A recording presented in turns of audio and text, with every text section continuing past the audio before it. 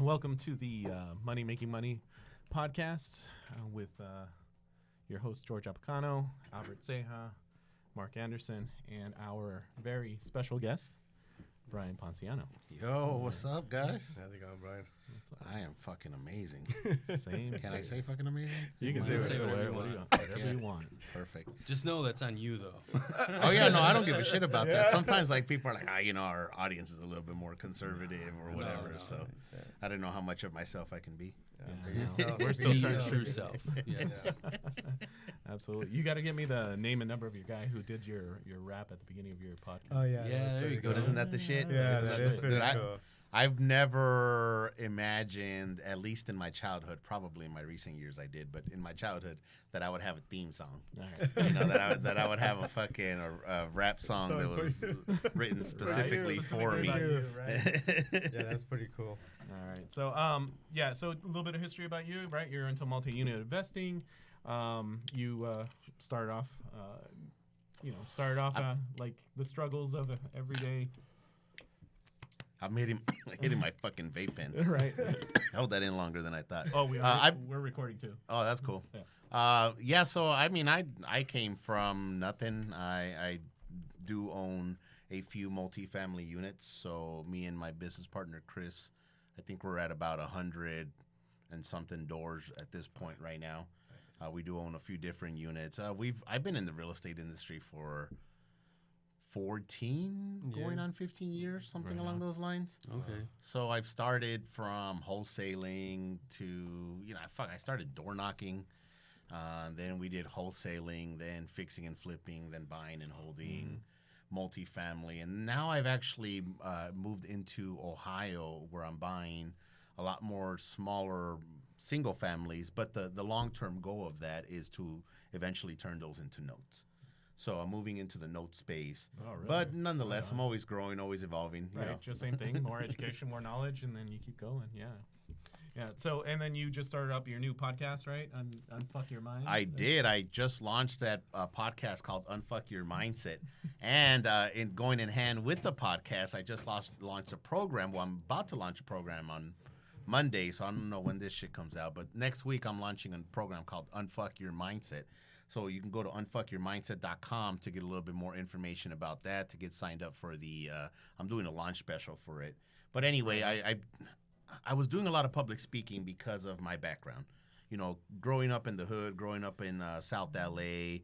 I was never in gangs myself, but I was always in and around gang activity, and people around me did it. Growing from that to being a quote-unquote successful real estate investor, even when I was just fixing and flipping, people wanted me to speak on their stages. So I was always asked to speak. And I've noticed that a lot of people didn't have the right mindset. There was something different between me and those other people, because I saw those other people show up at all the same places that I've been to. Then they show up to the places where I'm speaking. Then they show up to the other places that I've been to. They're still in the same fucking place. Yeah, you were the Right. speaker. Yeah. Well, Okay. yeah, but I had met them before when I wasn't the speaker, Oh, so we wow. had already heard the same information. It wasn't that somebody told me something differently than told them or whatever. They Yeah. just didn't have it correctly in their mind. And when I started speaking, then people were asking me about coaching, and I went into coaching people how to do real estate. But I quickly realized that people don't. They don't really know how to follow instructions, nor do they really understand the mind that it takes to get it forward. So even when I was telling them, even people that paid me to coach them, I would literally hold their hand and walk them through it, and they still wouldn't do what needed. So I decided that, just take a step back, and I realized that the biggest thing that separated me and them is the mindset. Going and working on my mindset. So that's why I launched a podcast called Unfuck Your Mindset.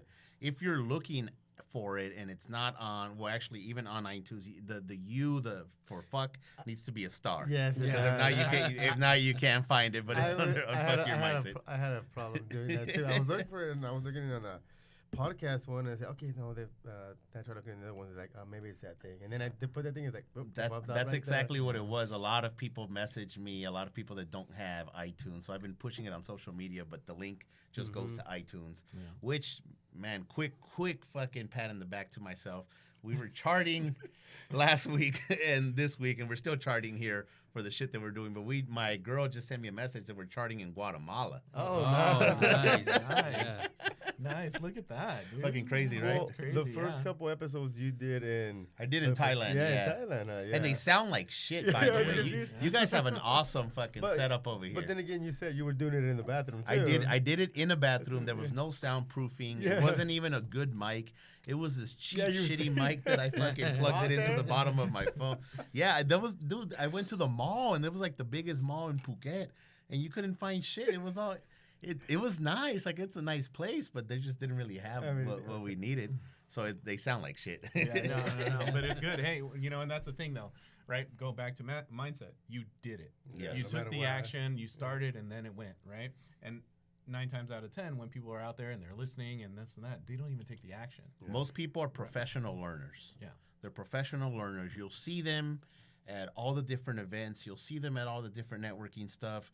You'll see them going and they say, yes, I got it. We'll do it. And then they never fucking do it. Yeah. Yeah. Like, they never fucking do it. Right. And that was, I think, really the thing that set me apart when I first moved into the real estate firm was that I actually did it. Right away?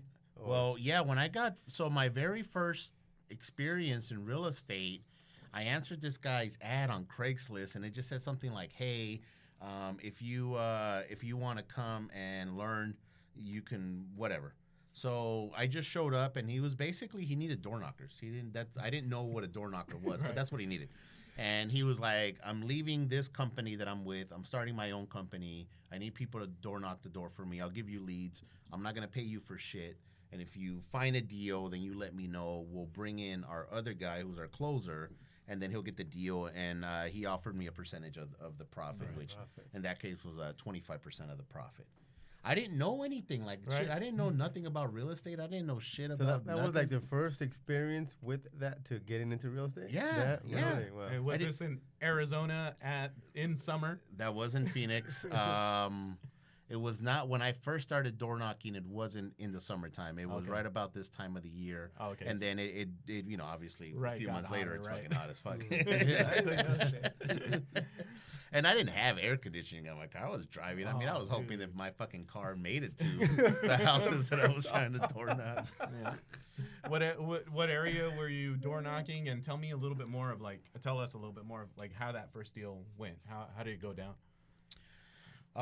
So here in Phoenix, we have the west side of Phoenix, which is known as Maryvale. That's the area we were at. So I was living in Maryvale, and once again, I didn't really have a good car, so I decided to go over there. Second thing was that Maryvale is a high Hispanic population, and I'm Guatemalan. I'm bilingual, so I know how to speak Spanish. So that made it a little bit easier for me, and it gave me a slight advantage, even though everybody fucking speaks Spanish out in Maryvale. So that's where I went, and it didn't bother me. A lot of the people that were in the industry, now you go into these meetings and you go into the networking events, and there's a lot more color in the room. Yeah. There's a lot more brown people. There's a lot more black people, and there's a lot more young people in the room. Right. Yeah, that's Absolutely. true. When I first started 15 years ago, that was a lot less. So a lot of the people that were there door knocking weren't going to go to South Phoenix, weren't going to go to West Phoenix. Like, oh, that's Really? scary. Like, I don't want to do that. And I lived there. So anyway, what I did was he just gave me a list. It was pre-foreclosures. I went and I knocked on that person's door, just like we knock on people's door all the time. Back then, this was 2006.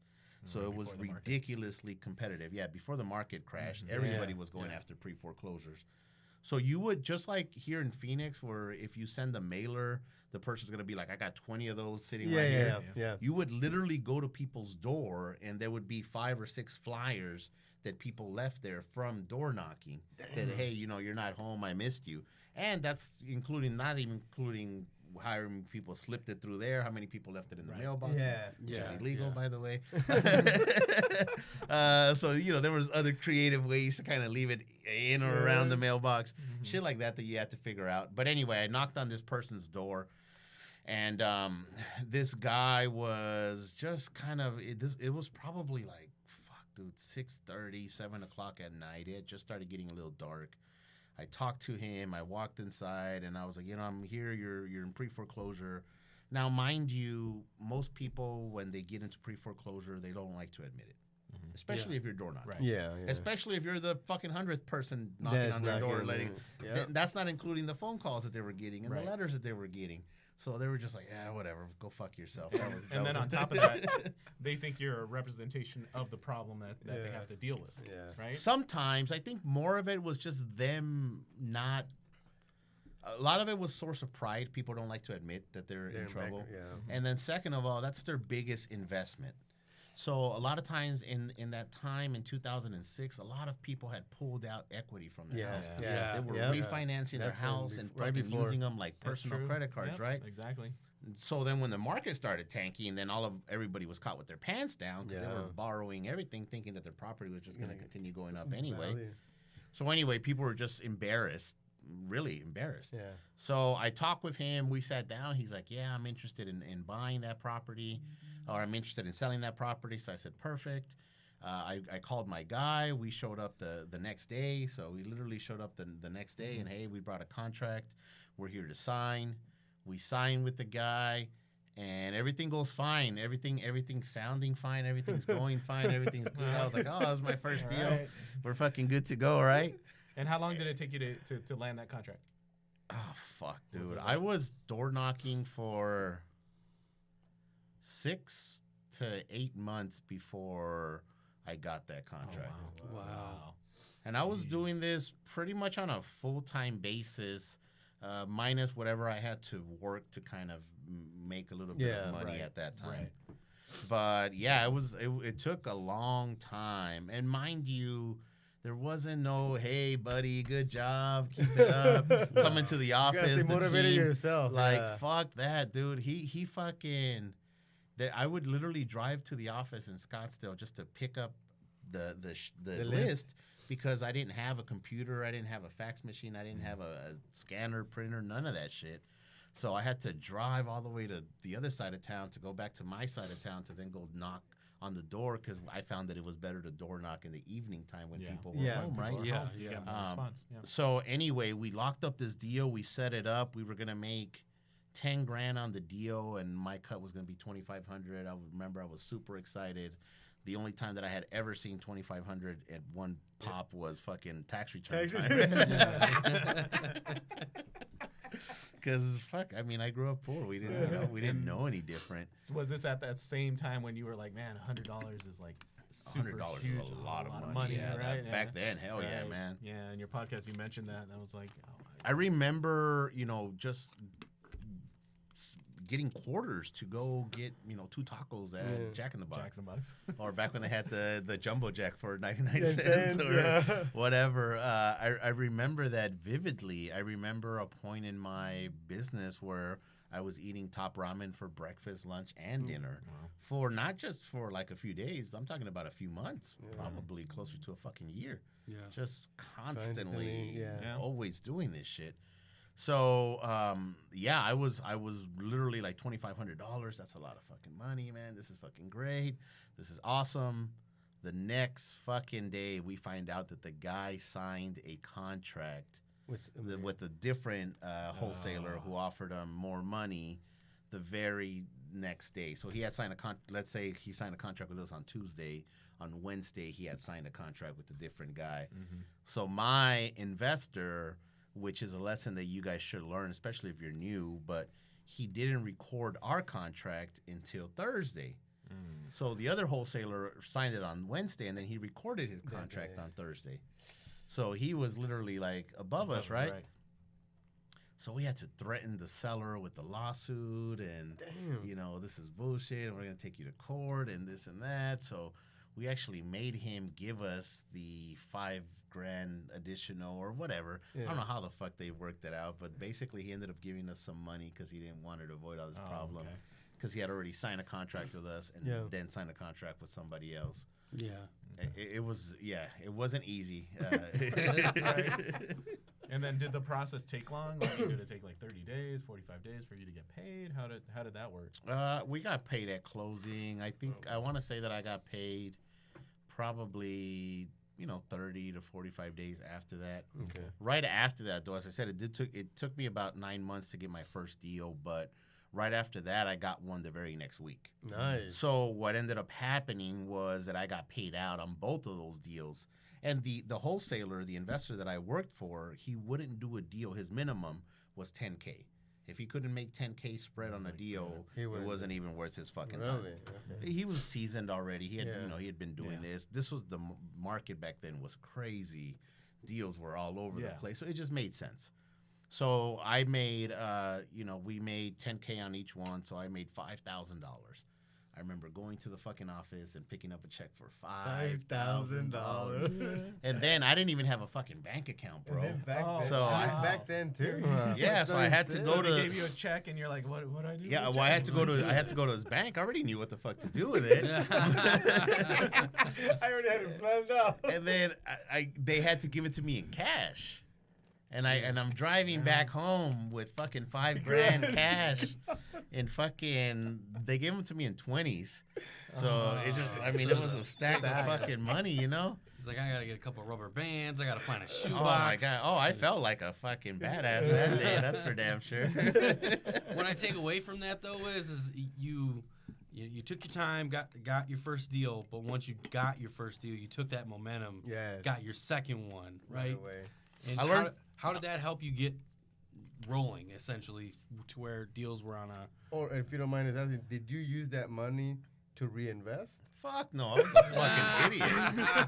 I was a fucking idiot. I used that money to survive, man. But I got tired of eating top ramen. but you knew what real estate could get you now. I knew what it could get me. Yeah. And the thing about that was that fucks you up mentally.